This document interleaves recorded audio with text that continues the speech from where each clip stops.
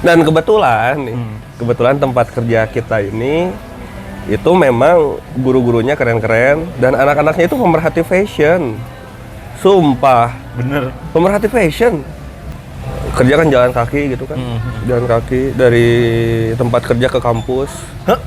Dan itu lumayan jauh tuh. Tempat Banyak guru nih, hampir banyak guru loh Pak Yoga. Yang nganggap kita itu mirip Pak Yoga.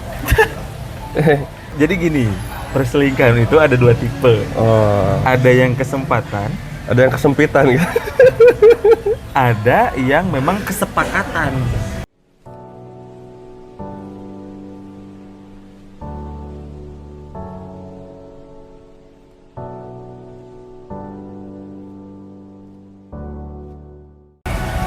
Halo guys. Anjay. Oke. Oke.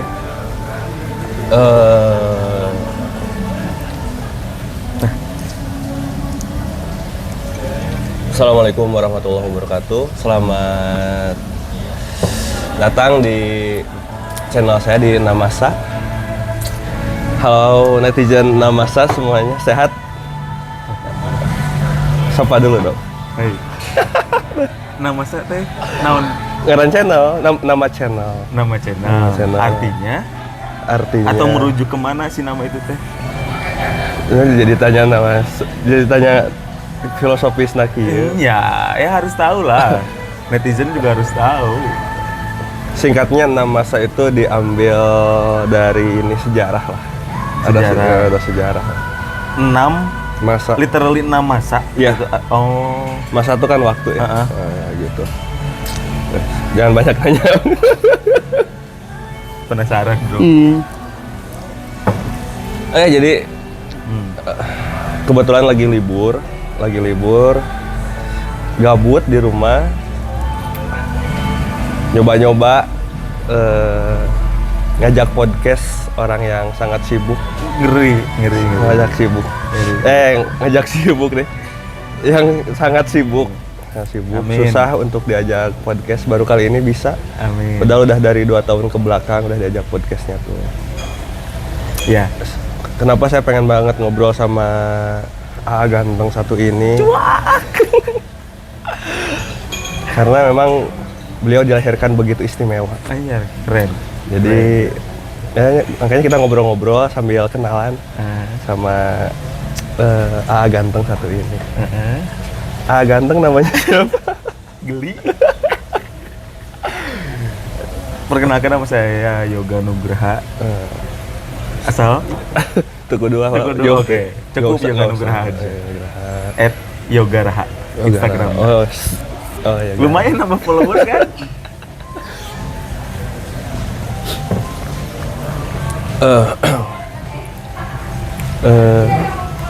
Pak Yoga sehat, Pak Yoga? Alhamdulillah. Alhamdulillah. Kebetulan sekarang nggak lagi pulang kampung ya?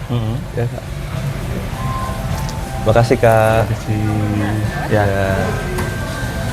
Lagi nggak pulang kampung ya? Kebetulan lagi males pulang. Oh, lagi males pulang. Biasanya mah kudu pulang gue tapi males. Gini Pak Yoga. Jadi kikuk. Enggak, kok Pak Yoga. Katanya bentar lagi ini ya. Kadinya. Oke. Boleh. Menarik. Katanya bentar lagi kan akan merubah status. Oke. Iya. Meninggalkan saya. Ngarungkal. Iya. Gini Pak Yoga. Kan punten nih ya. Pak Yoga kan famous ya. Famous, banyak fansnya gitu. Ini jangan salah ya netizen Namasa. Beliau ini fansnya bejibun dimanapun. Jadi banyak orang yang tergila-gila. Amin. Sama AA satu ini. Amin. Tapi ya bentar lagi bukan kita ya, para perempuan-perempuan tersebut akan mengalami patah hati seciamis. Gini, punten, kalau Pak Yoga udah berapa lama gitu menjalin hubungan sama si teteh yang satu itu. Oke. 2017. Berarti 2017? Heeh. Wow. Berarti hampir udah lebih dari 5 tahun, Bang. Udah lebih dari Tapi 5 tahun. tapi kurang dari 6 tahun. Tapi kurang dari 6 tahun. Jadi Pak Yoga menjalani hubungan itu sudah 6 tahun. Nyaris 6 tahun. Kan gini ya Pak Yoga ya. Kenapa saya bilang Pak Yoga itu begitu istimewa gitu. Di tengah gempuran berita di TikTok, Berita perselingkuhan. tuh berita perselingkuhan laki-laki, berita KDRT, Oke. kayak gitu Pak Yoga. Mengapa Pak Yoga tetap memegang teguh prinsip untuk setia? Cuma ya untuk tetap setia. Padahal kan gini, Pak Yoga itu punya kesempatan untuk selingkuh loh, secara gitu. Bener. Cewek mana sih yang nggak mau ke Pak Yoga? Banyak. Ya, bener. Kenapa tetap memegang teguh prinsip itu? Kayaknya sih beban apa ya? Beban pekerjaan. Gimana Nah, gimana?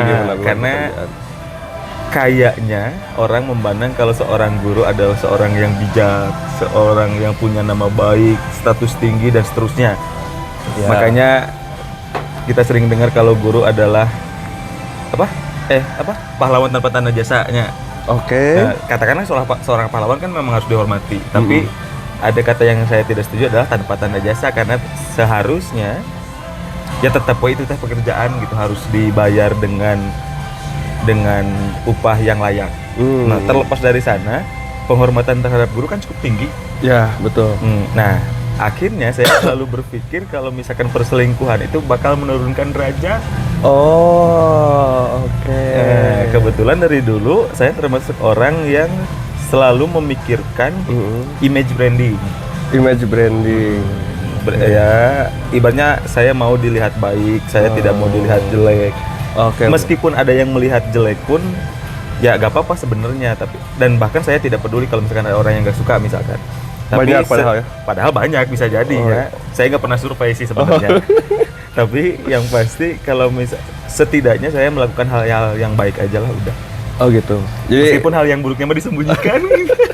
jadi personal branding itu penting ya. Sangat penting. Dan ngebangun personal branding itu kan butuh waktu gitu. Betul. Tapi emang nggak kepikiran gitu buat selingkuh gitu, kan bisa selingkuh itu sembunyi-sembunyi gitu, atau pernah gitu kan waktu itu bawa perempuannya waktu ke sekolah? Oh enggak ya? Ya gimana tuh? Emang nggak kepikiran gitu ya Pak? Kepikiran sih sebenarnya. Bukan kepikiran dalam arti ingin melakukan tapi justru karena kesempatannya ada, pada akhirnya terpikir untuk bukan terpikir, akhirnya mencoba untuk iya teh mun urang selingkuh bakal kumahanya.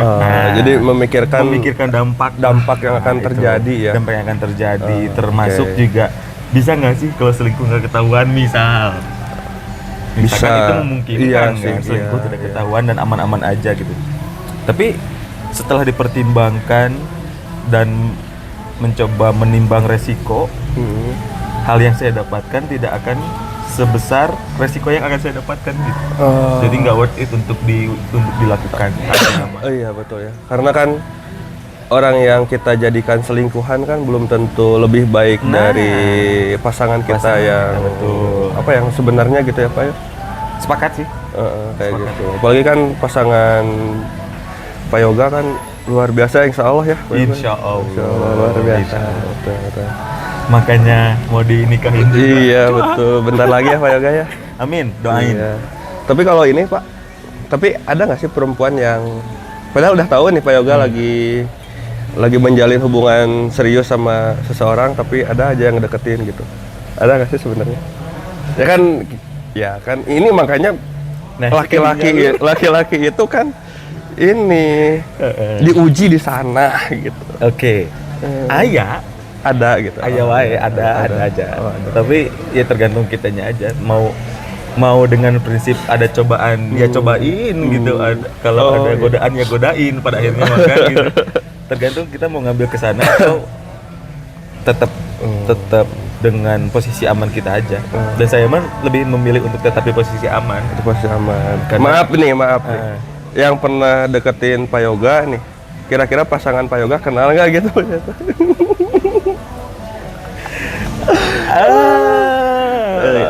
Santai sambil minum ya Pak Yoga ya. Panas. Iya Pak. Nah, kadinya mah santai aing mah. Kenal dan nggak kenal. Karena kebetulan Yang kenal ada ya? Kebetulan lebih dari satu. Oh, kok jadi sombong ya? Ada ternyata ya. Dan pasangan Pak Yoga tahu gitu. Orangnya tahu. Ya, ada yang tahu. Segitu ya. Memangnya itu. Jadi memang di dunia percintaan itu atau di dunia manapun kalau kita nggak megang prinsip ya oleng gitu ya Pak Yoga ya. Jadi gini, perselingkuhan itu ada dua tipe. Ada yang kesempatan, Ada yang kesempitan gitu. ada yang memang kesepakatan. Wah, kok bisa sih? Nah, kan Kok bisa? Kok bisa ya? kalau kesempatan itu tipe misalkan si cowoknya nih, saya nih datang cewek yang ternyata tidak mengetahui saya punya pacar. Kan itu kesempatan buat saya. Iya. Ya kesempatan lah, dia juga nggak tahu pacar saya misalkan. Tapi justru ada yang kesepakatan. Astagfirullahaladzim, ada Kalau yang kesepakatan tuh pada akhirnya dua-duanya tahu kalau misalkan salah satu atau dua-duanya punya pasangan masing-masing. Emang ada yang kayak gitu? Pak Yoga? Ada aja. Serius Pak Yoga? Itu yang selingkuh di cetan Gojek, cuak. Saya jadi kadinya.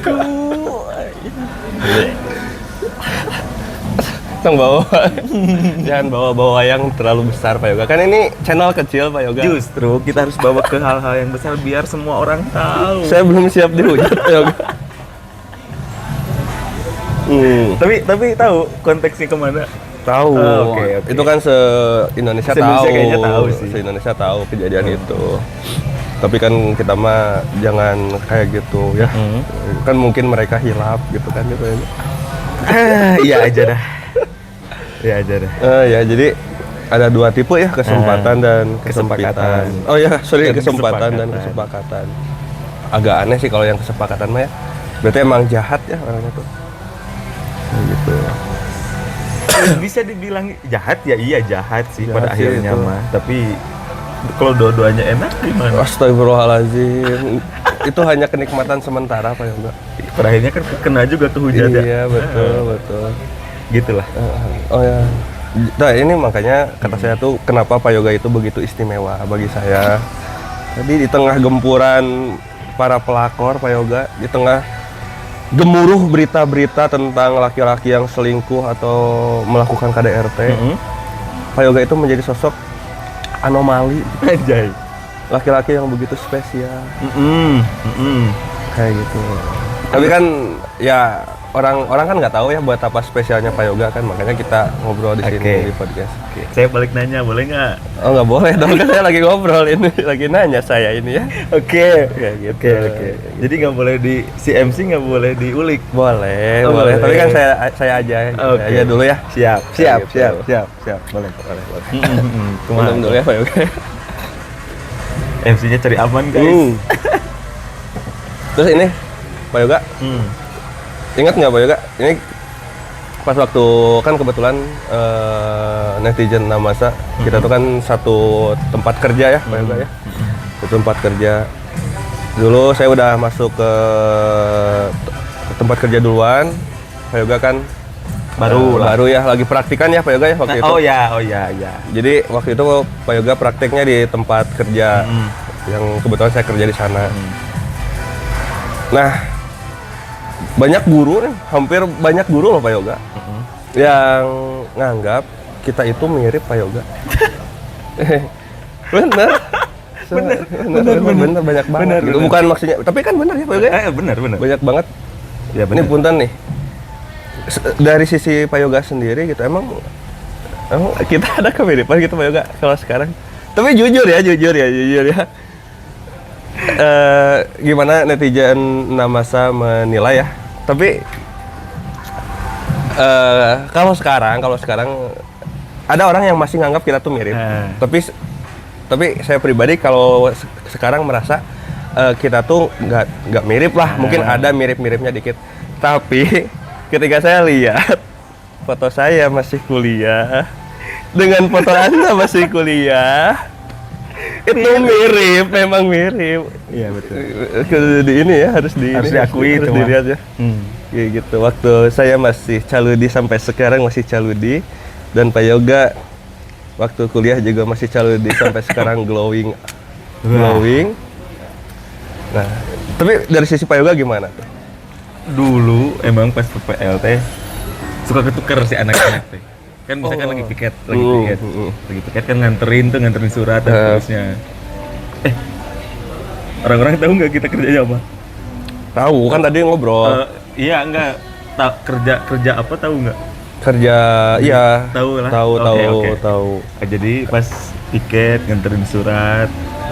Pas ditanya teh siapa tadi nganterin surat? Pop Ajar.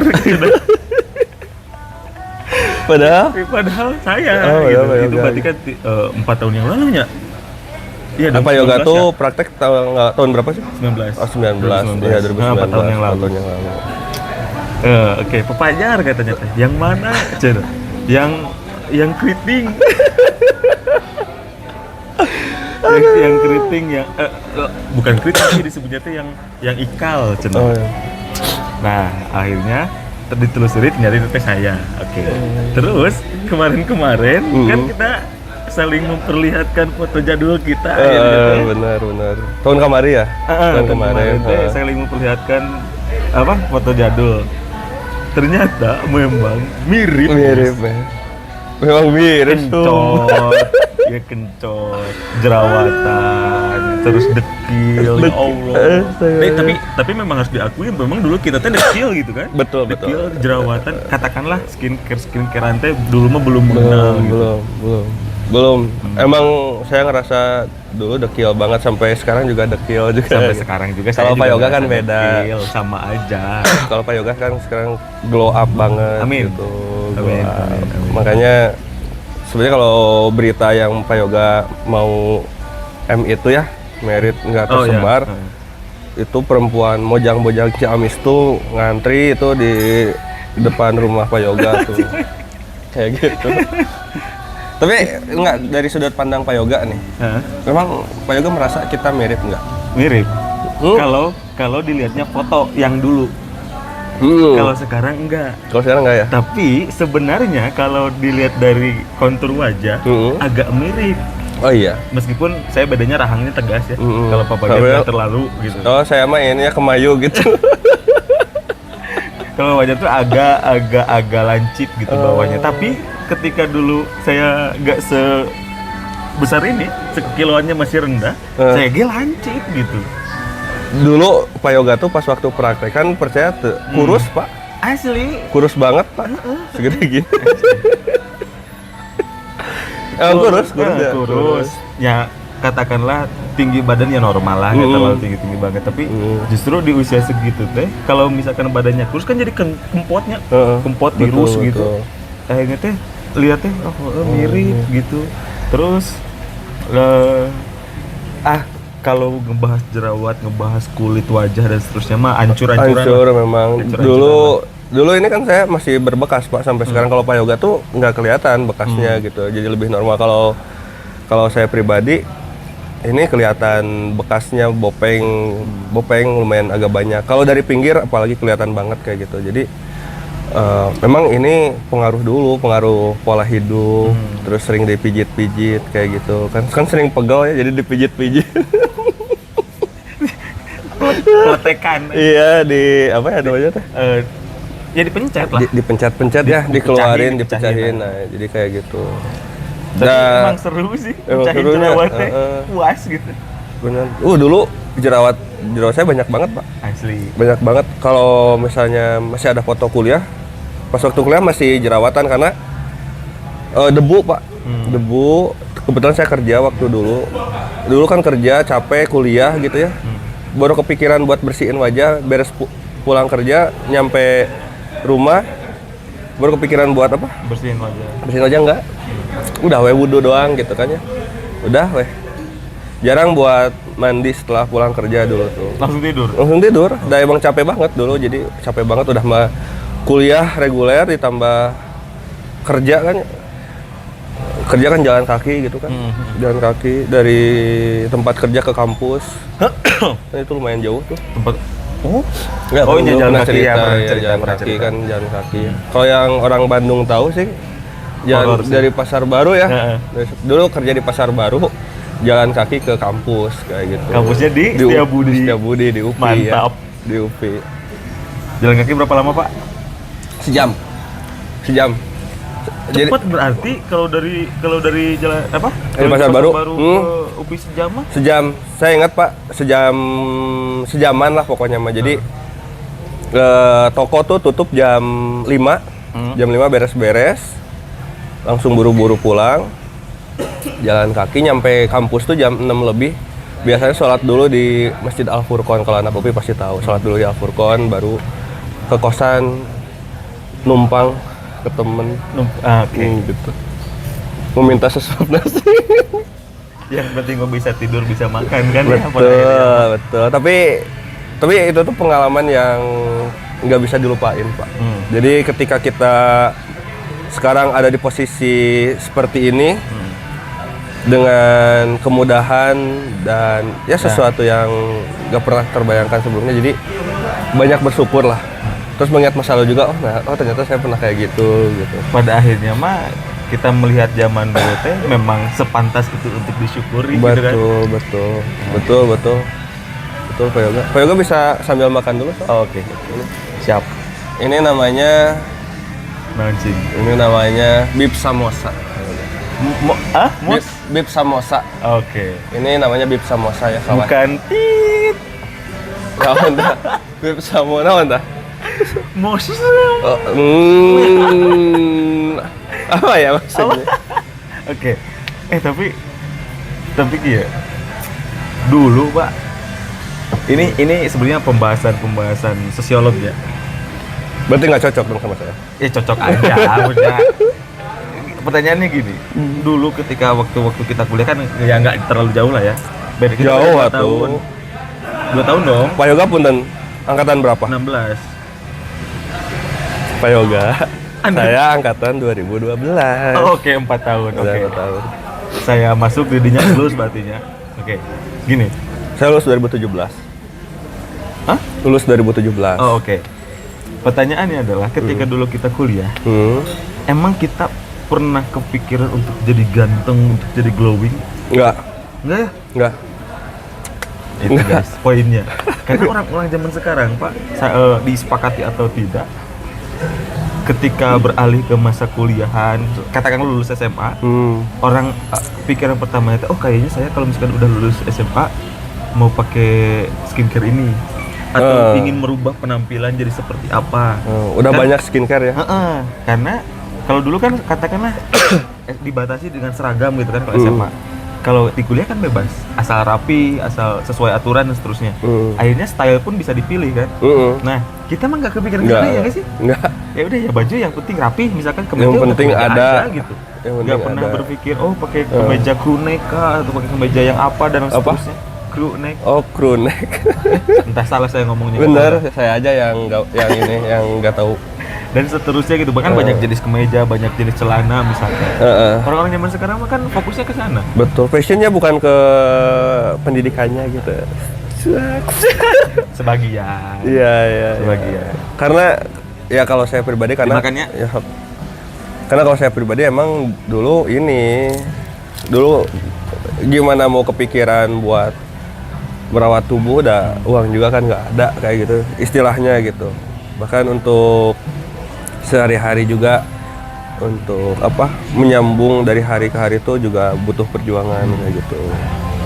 Sambil jualan roti kayak gitu. Jadi tapi apa sih makna dari perjuangan tuh kerasa dulu tuh. Emang nggak kepikiran buat jadi ganteng sebenarnya. Emang dari dulu juga nggak ganteng gitu kan ya.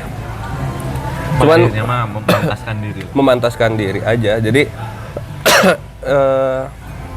saya pribadi mulai kepikiran buat merawat diri itu ketika udah kerja aja sebenarnya, dan kebetulan kan kerja kita ya disebut sebagai public figure lah.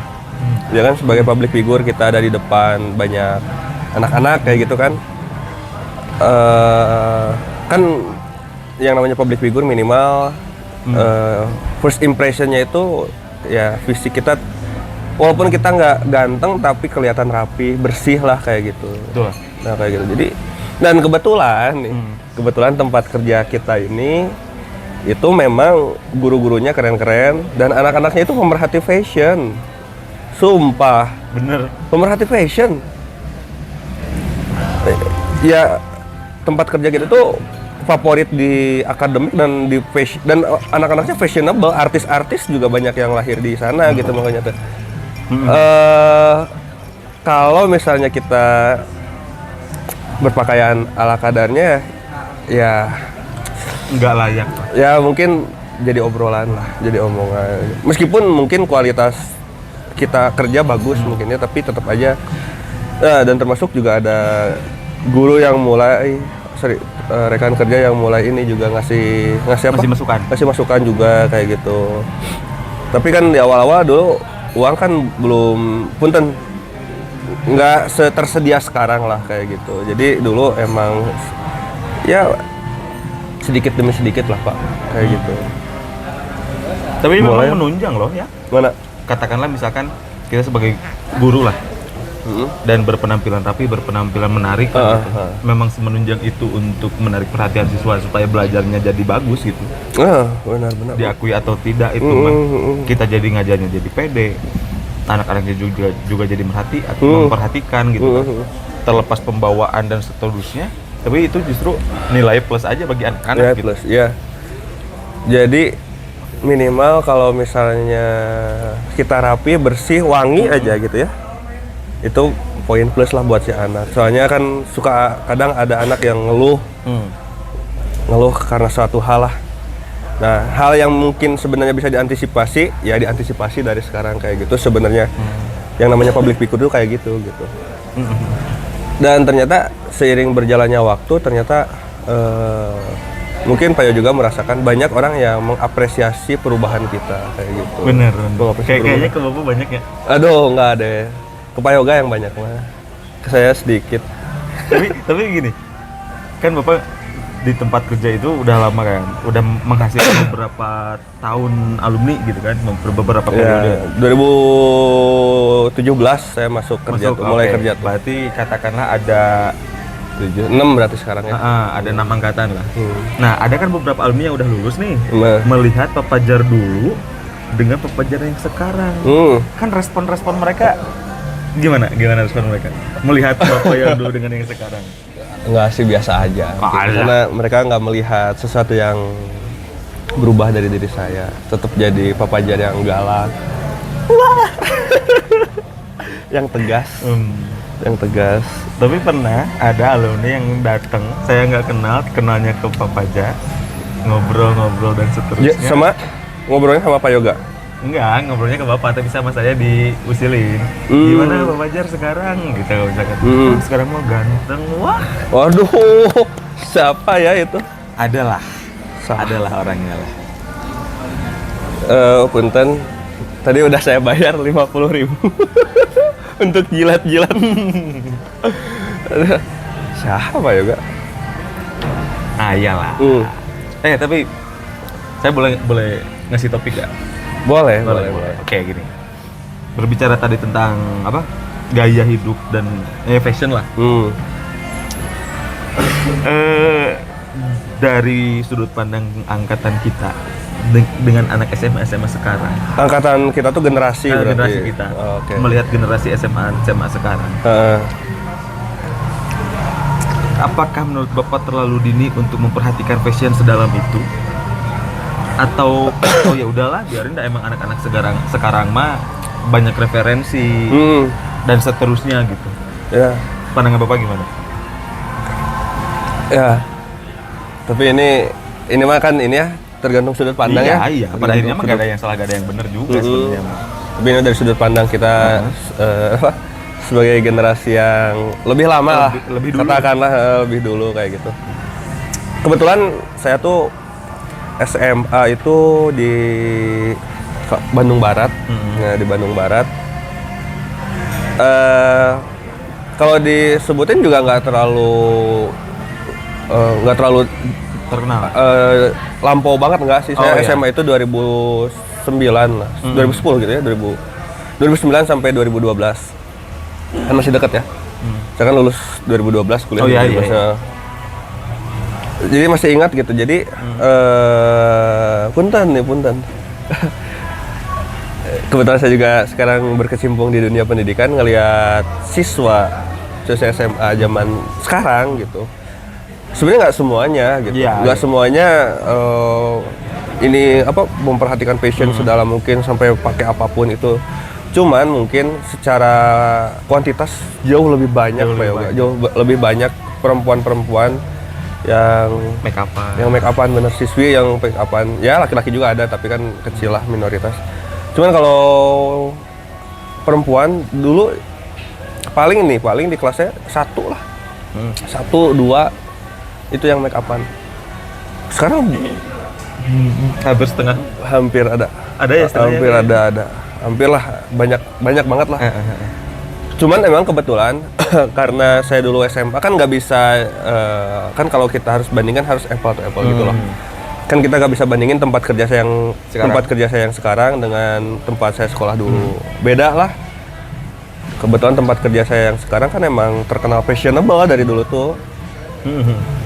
Jadi kayaknya itu apa ya?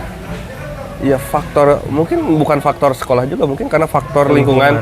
Karena berhubung kita ada di kota mode, iya kan, kita di kota mode di Paris Panjapa nih, kita kan kota mode gitu. Dan tempat kerja yang katanya favorit buat anak yang dimasukin anak-anak hits Bandung kayak gitu. Dan saya sepakat memang anak-anak di tempat kerja kita tuh emang modis, sadar mode gitu ya, ngerti fashion gitu, ngerti style memang sih, dan bisa menerapkannya gitu. Nggak berlebihan gitu, pakai bedak juga nggak camerong, tapi ya ini kan tergantung, balik lagi tergantung. Ada guru yang kan sangat anti dengan hal itu, karena memang mungkin guru tersebut lebih bijak karena itu kan memang belum usianya kayak gitu. Seperti itu sih sebenarnya. Kalau saya sebagai guru laki-laki ya memandang itu senetralitas mungkin seperti nggak seneng itu. Ya mungkin itulah rezeki gitu. Makanya kalau papasan sama siswa saya nggak berkedip gitu. Takut dosa nanti kedipan yang kedua. Tapi ya saya berarti SMA itu 2013, lulus 2016. Kebetulan kotanya ya cukup jauh dari Bandung gitu. Cukup kota ini ya, kota Galendo. Ciamis. Iya. Jadi saya dulu di Ciamis juga.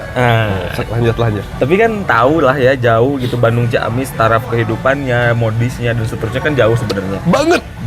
Jauh banget. Tapi saya karena cukup bangga juga sekolah di sekolah tersebut. Favorit di kota Ciamis saat itu. Kayaknya sampai sekarang juga masih. Semodis-modisnya anak Ciamis. Kayaknya kalau di Bandung teh orang biasa gitu. Itu teh modisnya orang Ciamis gitu. Ya. Kayak ini ya, kayak namanya mahiwal gitu ya, kalau bener. Datang ke Bandung teh mahiwal gitu ya. Ketika jamet kan Astagfirullahaladzim.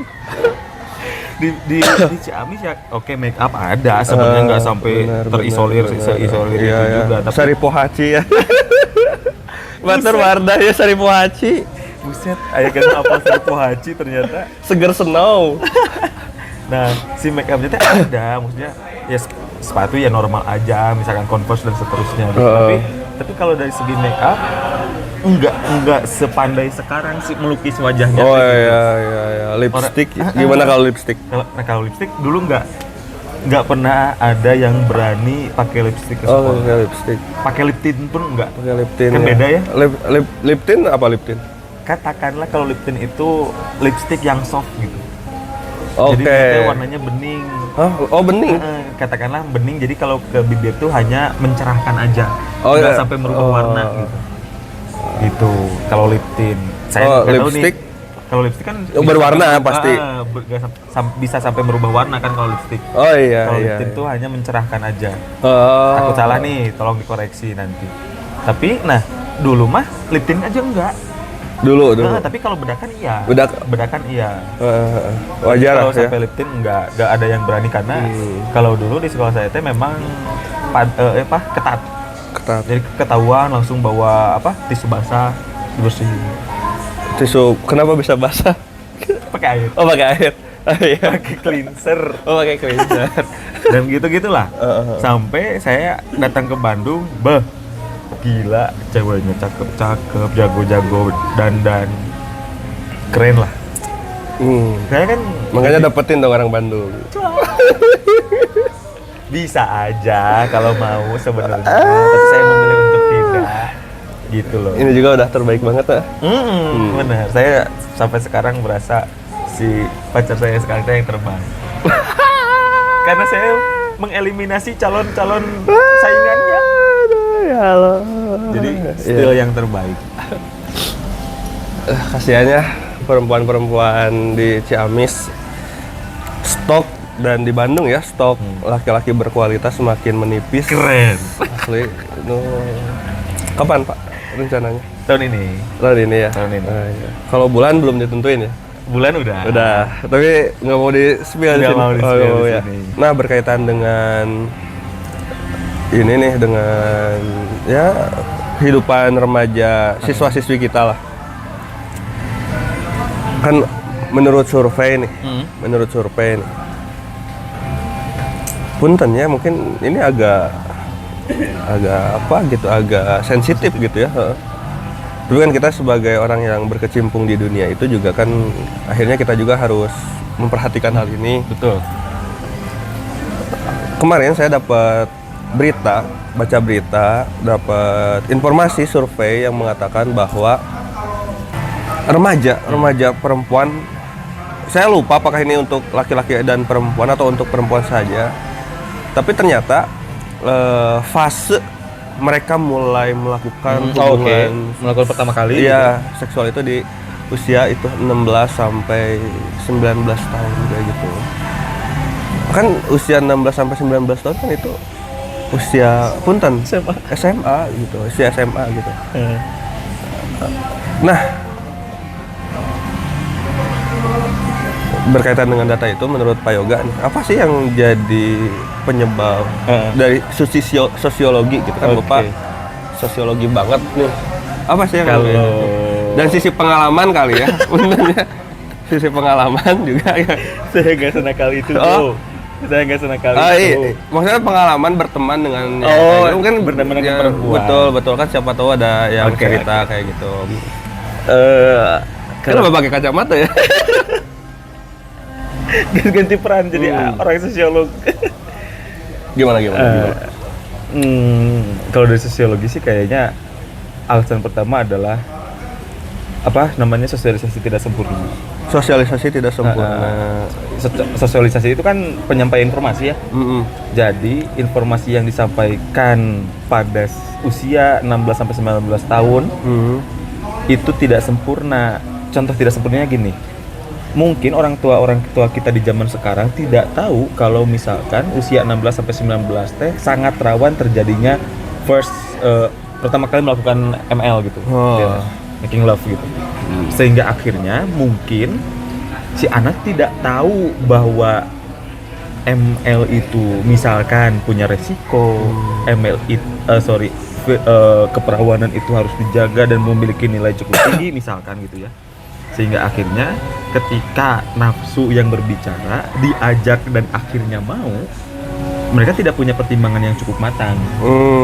Nggak punya pegangan yang prinsip gitu misalkan, atau agama kah. Biasanya kan yang mempertahankan perilaku atau tindakan kan agama.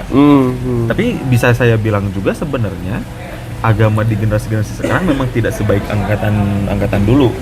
Tapi itu bukan berarti menjustifikasi. Iya, itu pernyataan saya masih debatable sebenarnya, masih bisa didebat, tapi yang saya lihat dari tindakannya itu tidak menunjukkan, sangat jarang angkatan yang remaja sekarang memahami agama sedalam itu gitu.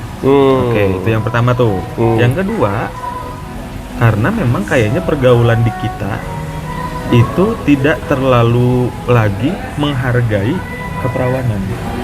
Punten agak vulgar ya. Iya, iya. Karena seks bebas, seolah-olah itu menjadi hal yang lumrah. Kemudian kita juga banyak banget yang di entertain di tontonan kita di YouTube kah, di TikTok dan Instagram, seolah-olah menunjukkan bahwa ya, seks bebasnya normal gitu. Seks bebas itu wajar, dan artinya penormalisasian hal tersebut mengajarkan anak-anak remaja sekarang yang masih polos untuk akhirnya ya udahlah, nggak salah kok untuk melakukan itu di usia sekarang gitu. Selama nggak hamil. Ya, catatannya itu ya. Selama nggak hamil. Cuma tapi ini nggak sih Pak?